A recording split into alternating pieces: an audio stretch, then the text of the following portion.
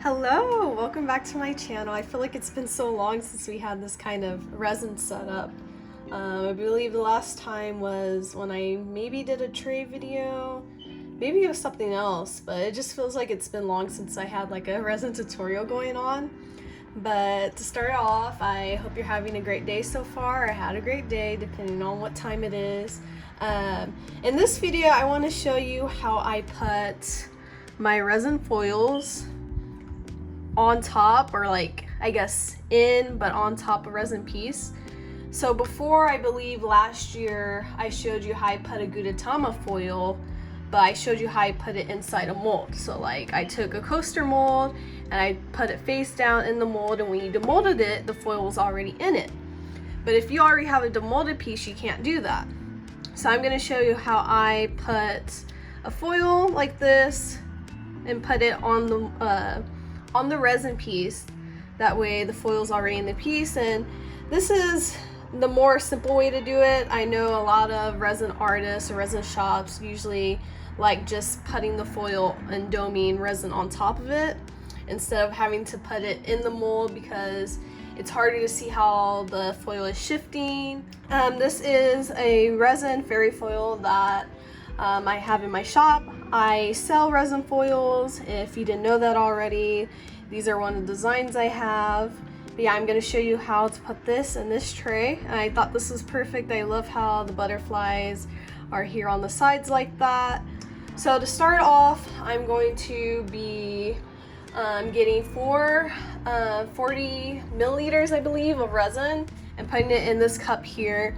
So it's going to be 20 part A and then 20 part B, so you're going to get 40 in total. And this may be too much for this. You may only need 20 to fill up like this trinket bowl.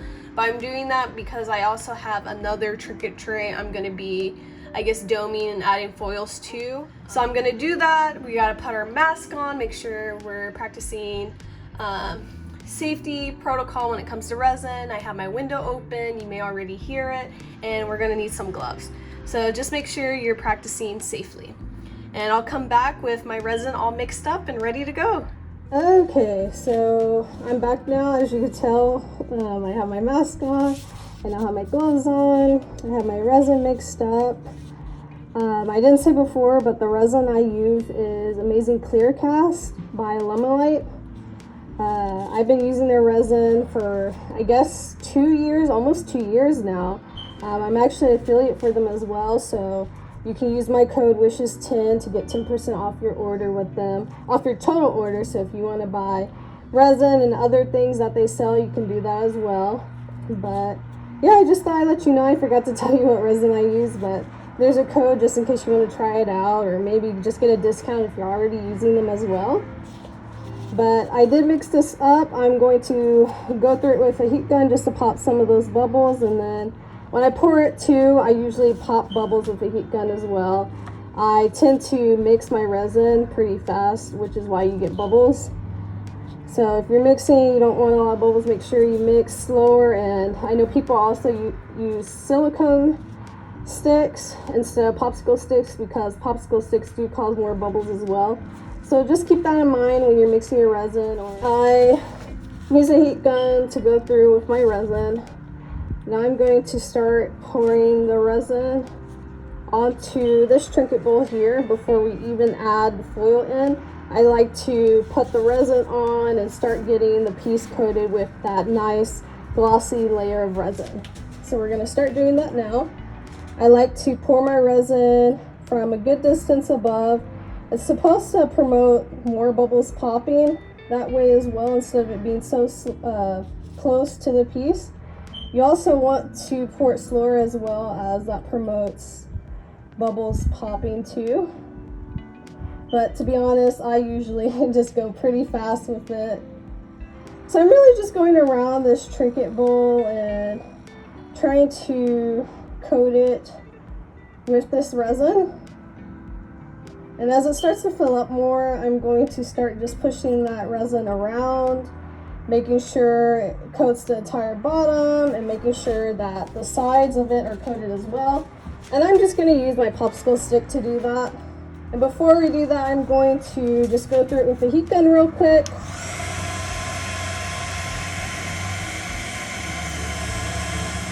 And you have to be careful when you use a heat gun or use a torch.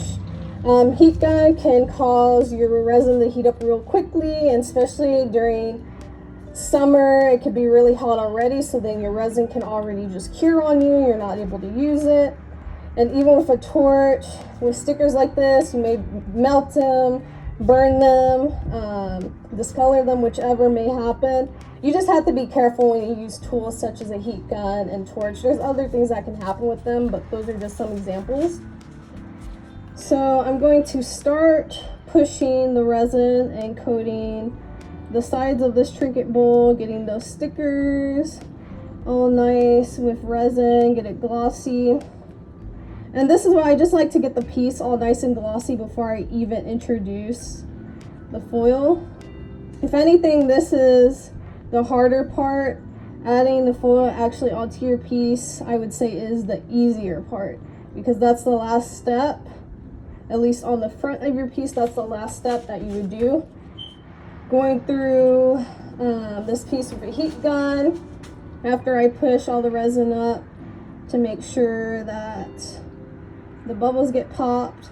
And it can be hard to deal with stickers like this, especially these are 3D stickers, but I'm still coating every part of it with resin because it would be too hard to try to leave the top part of it, like that 3D part, uncoated. I would probably still get some of it coated either way, so I'm just going ahead and coating it all. It's still gonna stick up, kind of 3D, but you won't be able to move it or like feel under it as you would if you didn't mess with it at all. And this is all trial and error. You may find a different way that works better for you than I'm doing. So just know that you don't have to do it the way I'm doing it. You don't have to do it 100% how I'm doing it. Eventually, as you work with resin and you get through any kind of craft or any type of skill that you learn, you find a way that works for you. Okay, once you have your piece domed on the sides how you want it to be, then you can go ahead and take the foil that you have and just stick it right there in the middle. And with this, you want to be careful. Foils are fragile, so you can easily scratch the design off. Just gently push it down in the middle, trying to coat it with resin, try to get bubbles underneath it. You can move it around in the piece if you're able to, if it lets you.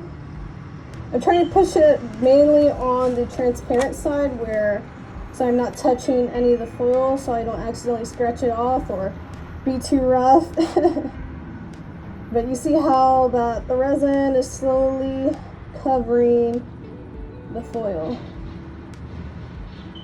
And if you need to, you can always pour more resin at this part onto your piece, but you can always do a second dome as well if you need to. So with this, just like inside the mold, the resin, or I guess the foil, can shift around, so you want to keep an eye on it, or if you know it'll stay like that, then you're fine. Just make sure it's in the position you want it to be.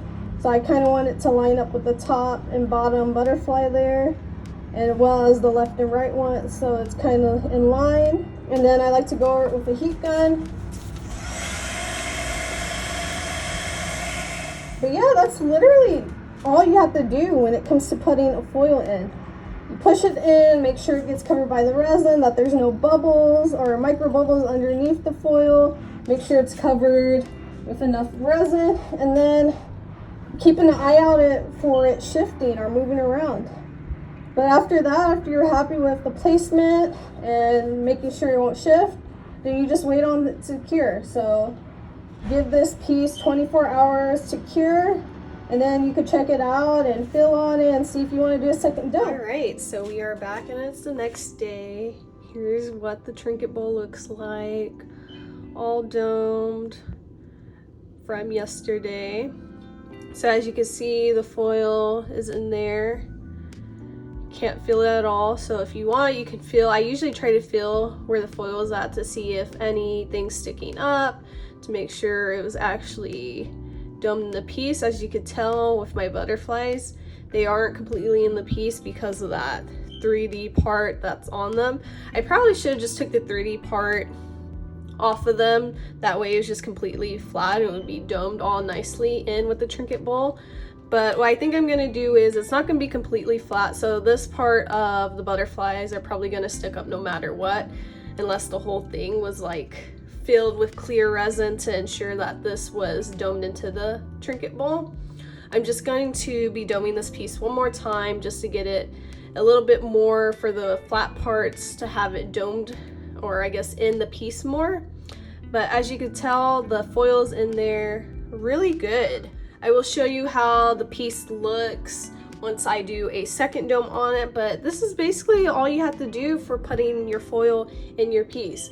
If it's something sticking out or it doesn't look how you want to, you can always do a second dome on it. You do want to be careful with how many domes you do or how many clear layers you put, because your piece eventually, it does get more and more resin on it, so you may not have a trinket bowl anymore if you do so much resin domes. Then your resin may end up all the way up here, all the way up here. You never know. It just depends on how much resin you pour.